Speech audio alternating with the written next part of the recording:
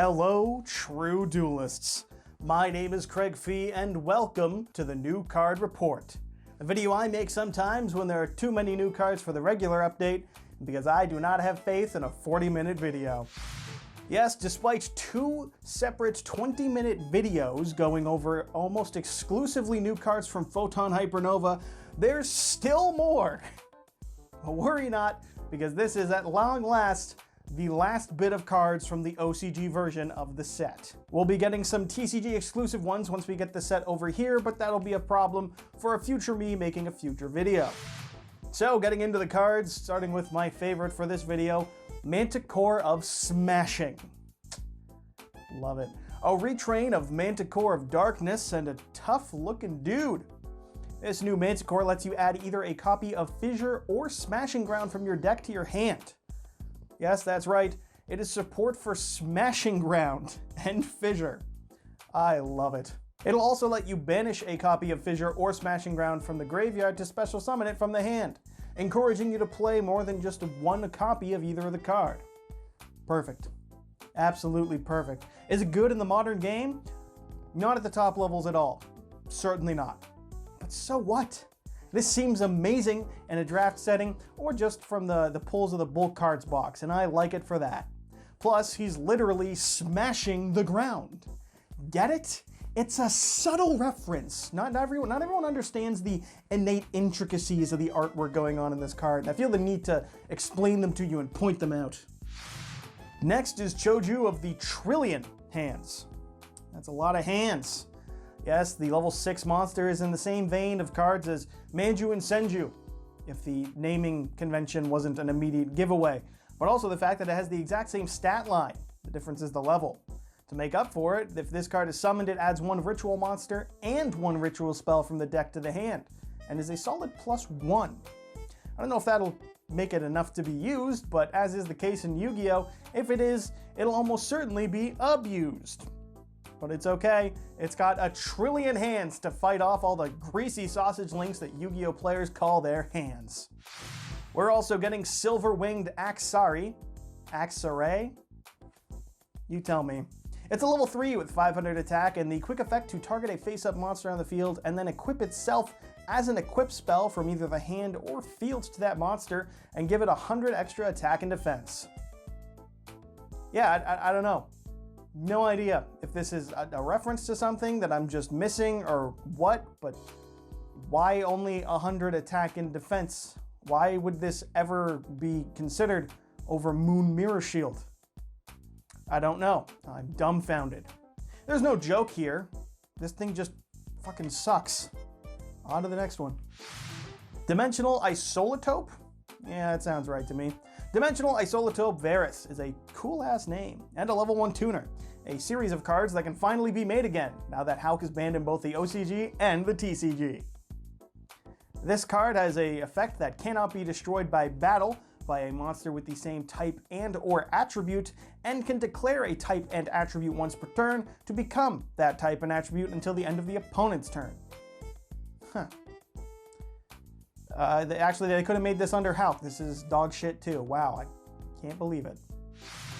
Dynamond is a new Link 2, watch out Sprite players, that needs any 2 monsters including a ritual monster. Never mind on the Sprite players, this is not seeing play in that deck. Is it Necron support though? The man can dream. On summon, this card will target 1 card on the field and a ritual monster in your grave to return them both to the deck. That's not terrible, I suppose. The other effect lets you tribute it during the opponent's turn to target a ritual monster in your grave and either add it to your hand or special summon it. Yeah, that's not support for Necros in any good capacity, but it's interesting.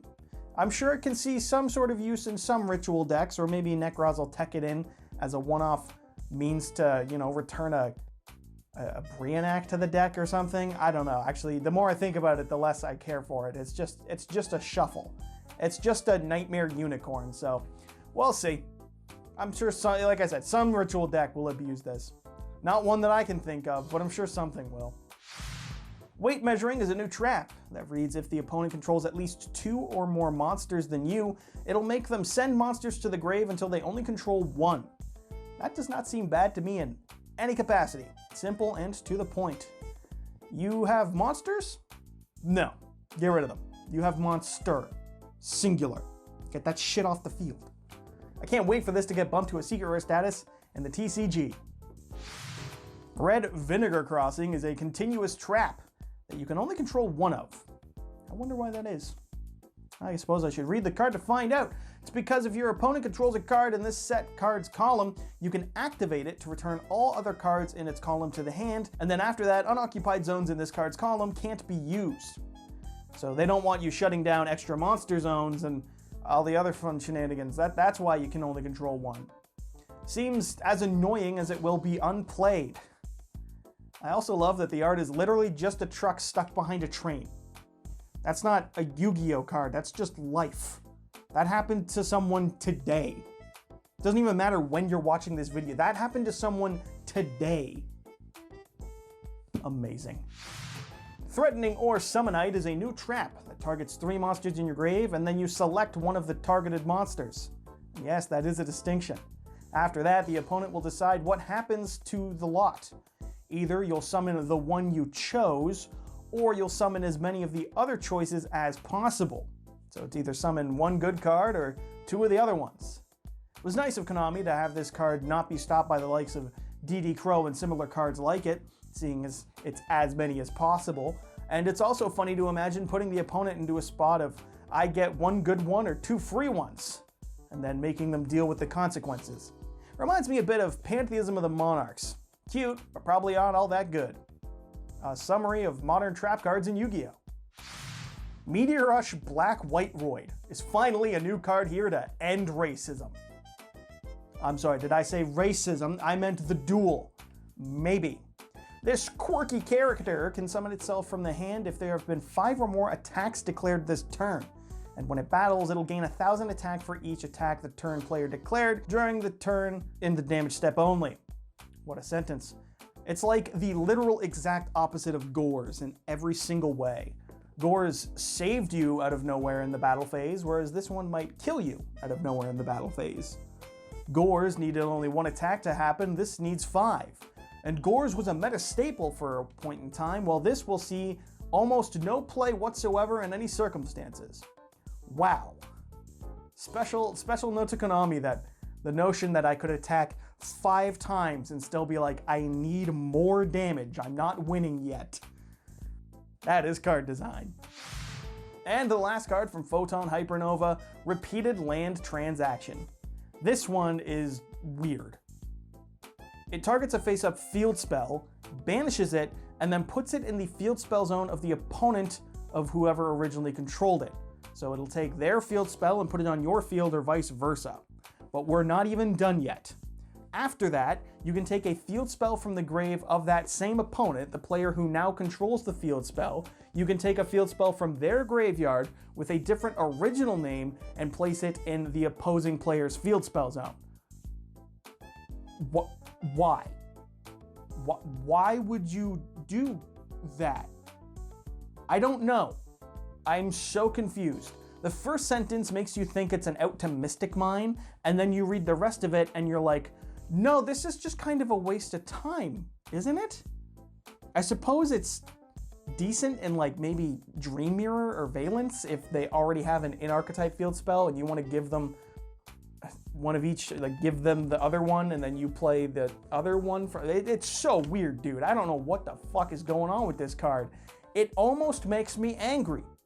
It's a weird one. That is for damn sure. Also revealed this week was 2 cards from the OCG Secret Utility Box. I'll just name products anything over there. Yes, this year's OCG Holiday set, from what I can gather, that has some support for Dark Magician. Dark Magician, the Magical Knight of Dragons, is a new fusion that I wrote in all caps for some reason, of Dark Magician and any level 7 or higher dragon or warrior type monster. It gives all your monsters piercing damage, and once per turn, if your monster destroys an opponent's monster by battle, can deal damage to the opponent equal to the destroyed monster's original attack. Neat! And lastly, if destroyed, it summons 1 Dark Magician or Gaia the Dragon Champion from your hand, deck, or extra deck. As is always the case with Dark Magician support, wow, that's underwhelming. But at least Cursive Dragon looks cool in the Gaia armor. That's some binder fluff if nothing else. We gotta get some amount of Dark Magician nostalgia support. We gotta sell these sets after all. And the other card revealed was Assault Synchron, a level 2 tuner that during your main phase can summon itself from hand by locking you into synchro monsters from the extra deck while it's on the field and inflicting you 700 points of damage. That is not a problem in any capacity. That's not even a lock, that's just a waste of text on a card, really. It also lets you banish itself from your grave if a dragon synchro monster is tributed or banished to summon back that synchro dragon. That's cute. It's designed to help the assault decks, the assault mode cards and all that jazz, because it's assault synchron. I get it. I like it a lot. I don't know if it's good or broken or useless, but makes me want to take another look at assault mode decks. Is that a hint at an upcoming You Should Play? Yeah, it is. At some point. At some point. I got the cards ready already. I just need to stop being lazy, as always. And also this week, we got a new piece of support for Infernoble Knights. Brave Beauty of the Ruby Regard Bradamante. Bradamante? Bardamante? That is hell yeah, Brada. This level 1 tuner is always treated as an Infernoble Knight card because we can't just put the archetype name in the card's name.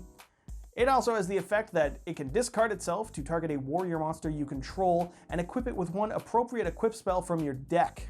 Finally, another piece of support to fix the Noble Knight deck from 2013. It also has the effect that if destroyed by battle when it does not have an equip card attached to it, it can special summon itself from the graveyard and then equip the monster that destroyed it to this card. That's a really funny means of removal, but kinda not enough in the modern day. It seems neat, but I don't know if it's easier access to its equip spells that Infernoble needed as a deck. If you ask me, what the deck needs is a reprint of Renowned, because the last time I looked it was $90 for a playset, and I don't want to pay $90 for a playset of a deck to go X and 3 at best at locals. Sorry, Konami, I value my fucking dollar. And so that wraps it up for today's new card report. Just covering the new cards in this one. The regular update will be out tomorrow, as is the case every single week. Until then, I've been your host, Craig Fee, and make sure you subscribe to Yugioh Strats for next week's update, and so you too can be a true duelist.